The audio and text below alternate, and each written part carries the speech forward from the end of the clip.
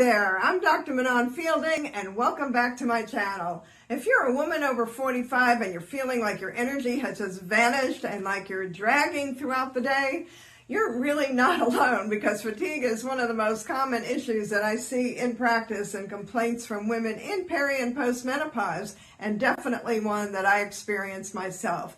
But there are real actionable steps that you can quickly take to feel more energized and alive. And today we're going to dig into 4 of the most important ones and impactful ones, and I'm going to show you how I overcame menopause fatigue and how you can too. Let's take a look.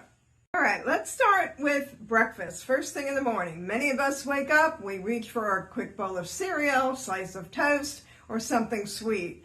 My personal favorite was bagels. Well, while you might feel a quick energy spike and feel full temporarily, it's likely followed by a crash sometime throughout the day, especially if you're not getting enough protein.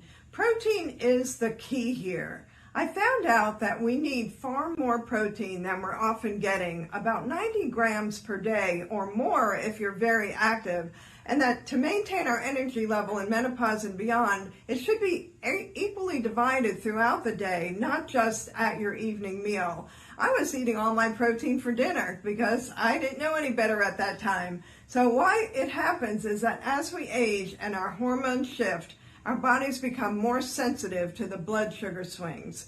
A carb-heavy breakfast can truly send your blood sugar soaring and tumbling, leaving you sluggish by mid-morning to mid-afternoon. So what to do? You need to start your day with a more balanced meal. Think something like Greek yogurt with a handful of nuts, scrambled eggs with veggies, or maybe a protein shake.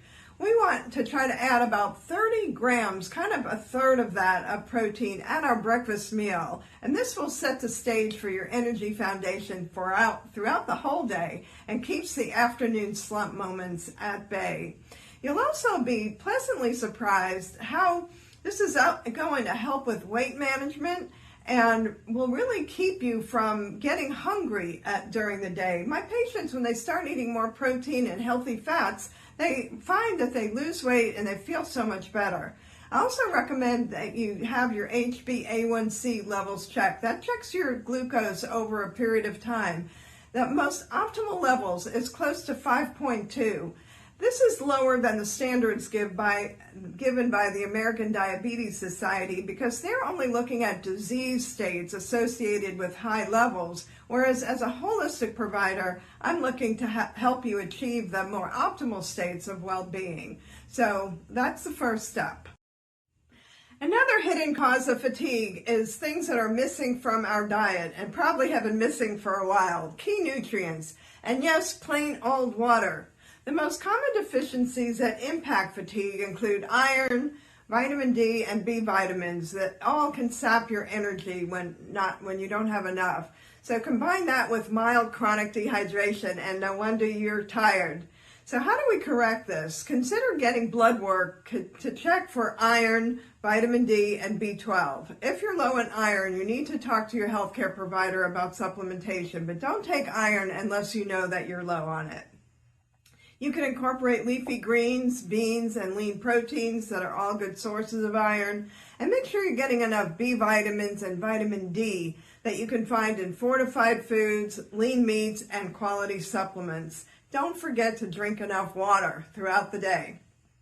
A good rule is to drink a glass of water when you wake up and keep a bottle by your side as a gentle reminder. We're aiming for 7 to 9 glasses per day. Okay, the next one we're going to talk about is poor sleep quality. And 2 major causes of this are hormone imbalances and sleep apnea. So I personally have had significant sleep issues with a combination of mild sleep apnea and severe hormonal imbalances caused by stress and menopause.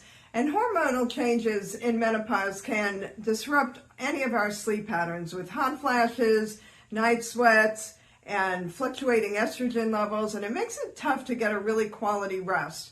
Stress hormones like cortisol keep you wired and often make it difficult to wind down, and it can affect your ability to get to sleep, as well as waking up during the night and not being able to go back to sleep, or waking up too early, those kind of things. So cortisol levels are not balanced, and conditions like obstructive sleep apnea become more common as we get older and very common in menopause, and as many as 20% of menopausal women have this experience. That's quite a bit. So obstructive sleep apnea, we're going to talk a little bit more about that in a couple of minutes, is when you have brief pauses in breathing that interfere with your sleep cycles. And one of the side effects is daytime sleepiness, you guessed it. So I'll explain more about that. So going to bed, what you can do is start a calming bed routine. Just like we did for our kids, it actually works for us too. So dimming the lights, no screens an hour before bed, maybe a warm bath, lavender tea, some kind of sleepy time tea. And if you find that you do a little gasping and snoring during the night, you really should get tested for the sleep apnea. And they now have home tests that you can get from your primary care physician that are covered by insurance. Also doing things like managing your stress with meditation, gentle evening walks makes a big difference. If you exercise earlier in the day, it will actually help you sleep better that night. But don't do heavy aerobic exercise close to bedtime, because that's going to have the opposite effect. So balanced sleep means your body has time to restore, leaving you more energetic for the day ahead. And if you're not getting 7 to 9 hours of restful sleep per night, you're going to experience that daytime fatigue. So this is an important one. And finally, don't underestimate the toll that chronic emotional stress, family responsibilities, and work pressures can take on your energy reserves. Menopause can be a time of enormous change in and of itself, physically and emotionally, and then add the chronic stress of all these other things, and keeps your alarm system on high alert, and it's really draining over time. You see on the screen all the different areas of our body and life that are affected by stress. So when we're stressed, our bodies pump out cortisol and adrenaline. Those are the two biggest hormones. And over time, this consistent fight or flight state leaves us feeling physically and mentally exhausted. It also has very negative effect on our breathing patterns, where we tend to start breathing shallowly through our chest rather than through our belly. And this type of breathing cuts down our oxygen supply and increases CO2, which causes us to feel depleted. It also increases the propensity for sleep apnea that we discussed earlier. So what you can do is incorporate stress management techniques into your daily life. Personally, I started meditating. I did guided meditation. I started practicing heart math. I highly recommend both of those, and I teach them to my clients. Second, you can learn breathing exercises and incorporate them into your daily routine. This is so important that I'm including breathing instruction document in the description for you. The recommendation is to do these 10 minutes a day for 3 times a week, so not that many days.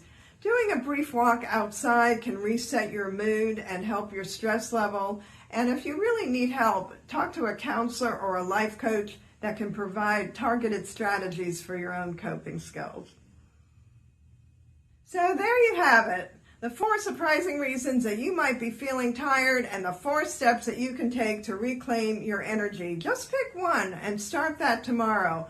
By balancing your breakfast with more protein, topping up on the nutrients that you may be deficient in, drinking more water, improving your sleep quality, and getting a handle on stress, you can really start feeling more vibrant every day, even with the hormonal changes in the 40s, 50s, and beyond. Don't forget to download your breathing exercise sheet. This can make a really big difference for you. If you found this video helpful, please hit the like button, subscribe for more health tips, and share this with a friend who's been feeling a bit down lately. See you on the next video.